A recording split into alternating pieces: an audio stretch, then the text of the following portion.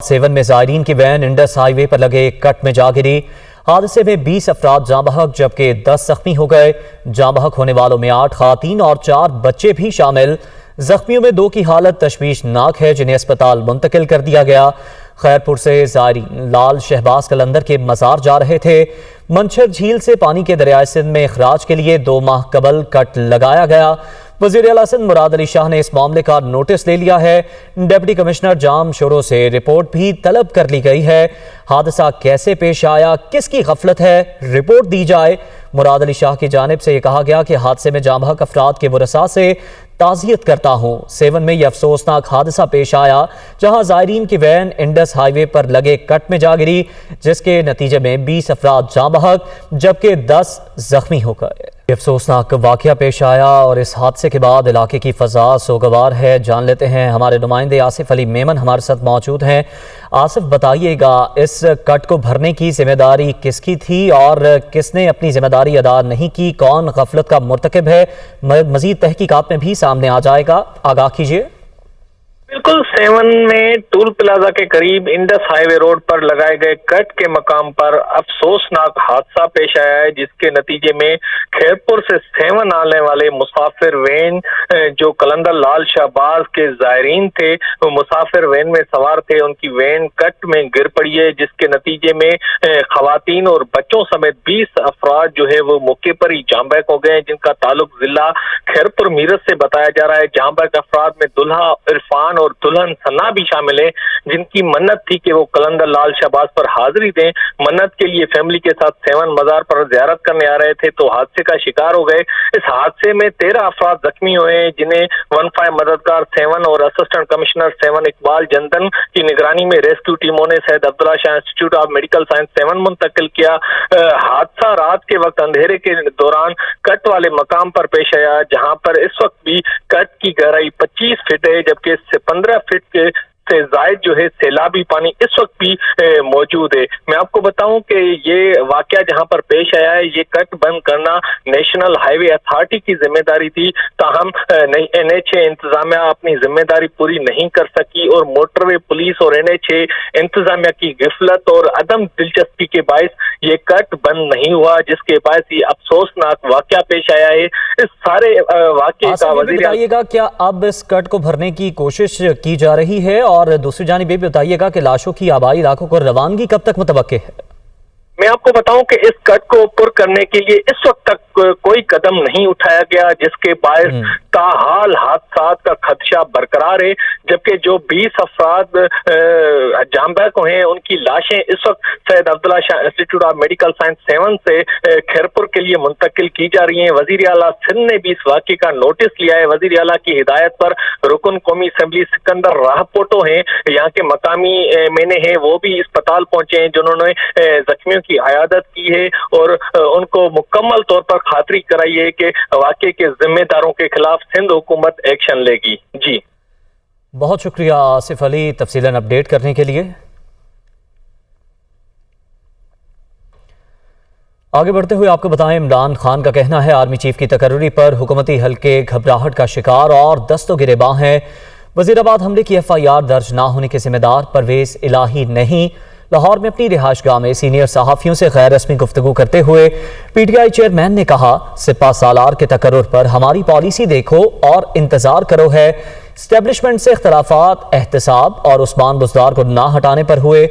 عمران خان نے کہا اسٹیبلشمنٹ اور ہماری حکومت خارجہ پالیسی پر ایک پیج پر تھے، دورہ روس سے واپسی پر اختلافات پیدا ہوئے۔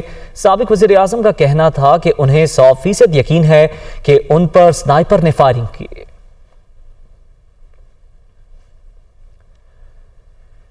عمران خان نے کہا ہے کہ نااہل حکمران آرمی ایکٹ بدلنے کے خواہش مند ہیں، اس کا مقصد 30 سال کی چوری کو بچانا ہے۔ ملک تباہ کرنے والا شریف خاندان ملک کیسے ٹھیک کر سکتا ہے؟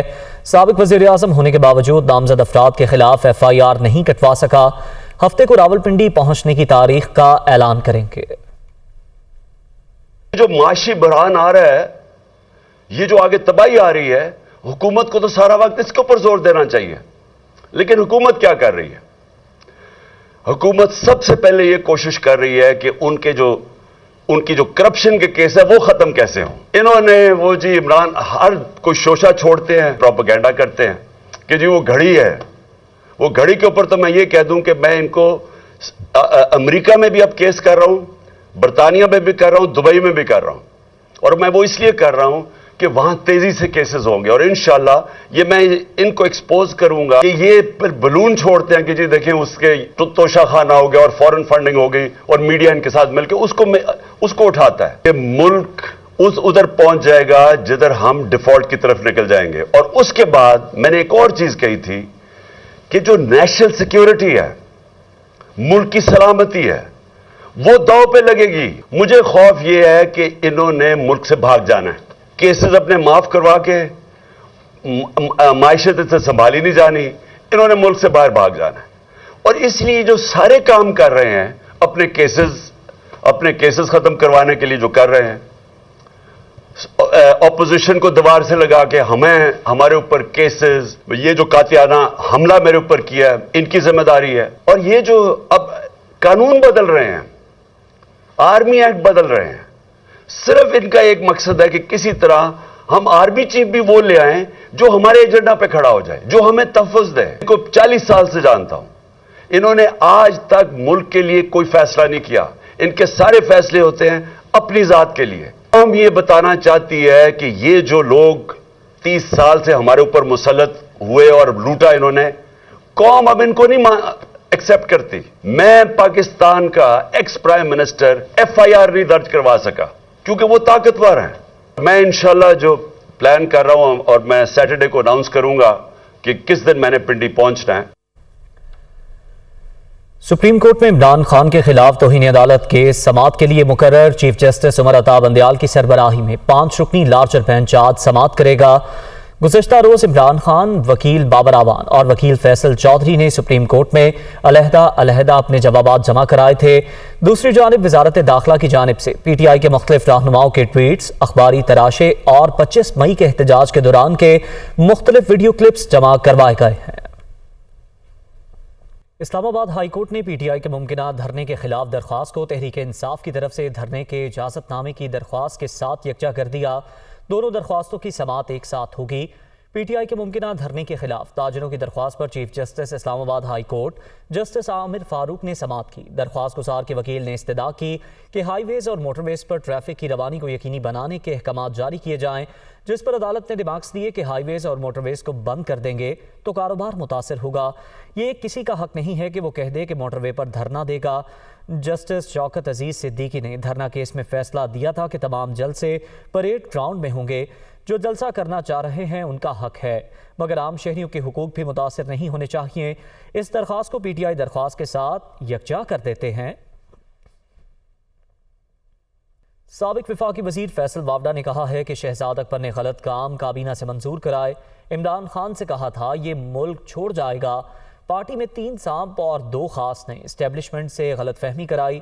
ان کا کہنا تھا وہ کون لوگ ہیں جو کپتان کو بند گلی میں دھکیل رہے ہیں. لنڈن سے فنڈز آئے تھے, اس کو سائن آف کیا تھا, اور اس میں وہ کہتے ہیں کہ فائدہ ہوا اور گورنمنٹ آف پاکستان کو نقصان ہوا, جو کہ وجہ بات ہے. شہزاد اکبر صاحب نے پریزنٹیشن دی تھی, وہ فنڈ جو تھے 190 ملین پاؤنڈ تھے, جو کہ میرے خیال سے 30 ارب روپے بنتے ہیں. یہ بلا وجہ ایک غلط کام کابینہ سے کروایا گیا, اور اب کیونکہ شہزاد اکبر صاحب یہاں موجود نہیں ہیں, اور یہ بات کابینہ کے اندر ہی میں نے میٹنگ میں کہا تھا, اگلی میٹنگ میں جب میرا اور شہزاد اکبر صاحب کا جھگڑا ہوا تو میں نے عمران خان صاحب کو اس وقت بھی کہا تھا کہ یہ ملک چھوڑ کے چلا جائے گا. میں تو عمران خان صاحب کو اس وقت بھی بچا رہا تھا کہ غلط لوگوں کے اوپر ٹرسٹ نہ کریں, اور آج بھی وہی کام کر رہا ہوں اور آگے بھی وہی کام کرتا رہوں گا. یہ جو مارچ ہونے والا ہے یہ خونی مارچ ہوگا, اس میں خون ہی خون ہوگا. تو میں نے غلط کیا کہا, اور وہ سب کچھ ہو گیا. ایک عمران خان صاحب کی محبت ہے جس پہ لوگ ان کے ساتھ کھڑے ہوئے ہیں, اور ایک PDM کی نفرت ہے جو ان کے ساتھ کھڑے ہیں. آپ کو نظر آ رہا ہے کہ الیکشن میں 2/3 میجورٹی سے آپ کو اللہ تعالیٰ کامیاب کرے گا.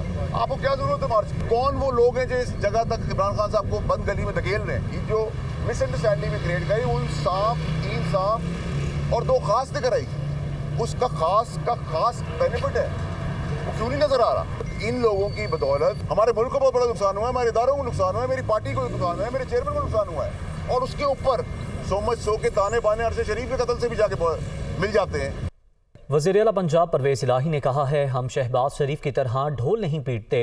शहबाज शरीफ को प्रोटोकॉल का शौक था, सैलाब ज़दा इलाकों में खूब प्रोटोकॉल लिया। शहबाज शरीफ ने 1 रुपया भी नहीं दिया। शहबाज शरीफ की तरह ढोल ज़्यादा हमने नहीं पीटा। और आप हैरान होंगे, मैं जब वर्ल्ड बैंक वाले पूछते हैं मुझे फेडरल गवर्नमेंट ने क्या दी, मैं उनको कहता हूँ ऐसे करके ना ज़ीरो। शहबाज शरीफ सिर्फ गया जाके फ़ोटो खिंचाई है। प्रोटोकॉल का मैंने कहा था उसको शौक है, सब दे प्रोटोकॉल। चीफ सेक्रेटरी साहब भी चले गए, अब तो हो रहा वैसे ही वो चले गए। इसका क्या फ़ायदा है ये खाली हम फ़ोटो बनवाने का, जब काम ही नहीं करना, सूबे को अच्छा ऑफिसर भी नहीं देना और सूबे की हेल्प भी नहीं करनी। मुल्क के बेशतर इलाकों में मौसम सर्द और खुश्क रहेगा, जबकि पंजाब के बाज़ मैदानी इलाकों में सुबह के औकात में धुंध पड़ने का इम्कान है। महकमे मौसमियात के मुताबिक गुज़श्ता 24 घंटों के दौरान मुल्क भर में मौसम खुश्क और सर्द रहा। शुमाली इलाकों में बर्फबारी का सिलसिला जारी रहा, जबकि बाज़ मैदानी इलाकों में सर्द हवाएं चलती रहीं। कम से कम दर्जा हरारत लह में -9 डिग्री सेंटीग्रेड रिकॉर्ड किया गया। ज़ियारत और कालाम में पारा -4 तक गिर गया। कल्लात में -2 रिकॉर्ड किया गया। बगरोट, हुंजा, स्कर्दू में पारा -1 डिग्री सेंटीग्रेड रहा। अनंतनाग और अस्तोर में भी दर्जा हरारत 0 रिकॉर्ड किया गया।